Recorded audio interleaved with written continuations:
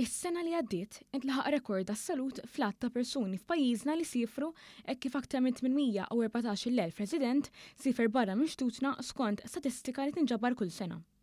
Skont analiżi li saret mill-Gazzetta Kulħadd fl-aħħar ħarġa tagħha, jirriżulta li fl-2019 l-aħħar sena qabel pandemija tal-COVID-19 l-att ta' persuni li sifru minn pajjiżna kien inqas minn 708,000 jew 15% inqas minn kemm sifru fl-2023. Fatt interessanti ħafna u li waqt il-numru ta' turisti li saru l-pajjiżna fl-2023 kien 7% aktar mill-ammont osservat fl-2019, l-ammont ta' safar minn Malta l-barra żdied brata doppju ta' hekk. Dan ukonferma ta' kemm il-qagħda finanzjarja tal-Maltin u l-Awċin ferm aħjar minn tal-pajjiżi minn fejn joriġina t-turiżmu lejn Malta. Dan joħroġ ukoll mill-fatt li dawk li sifru minn Malta nefqu 735 miljun euro jew 21% aktar minn nefqa osservata qabel il-pandemija. Ras għal ras dawk li sifru minn Malta nefqu aktar minn 900 euro.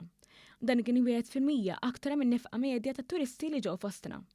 Il-Gazzetta Kulħadd osservat ukoll li aktar minn terz tal-vjaġġi li saru minn Maltin u l-Awċin kienu lejn l-Italja.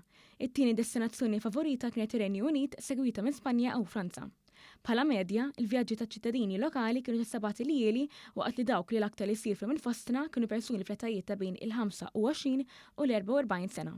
Is-sena l-oħra kważi 55% tat-turisti Maltin użaw linji tal-ajru low cost, mentri 7% ivvjaġġaw bil-baħar. Dan meta fl-2019 kien hemm 48% li vjaġġaw fuq linji tal-ajru low cost u 4% kienu ħadu vaganzi bil-baħar.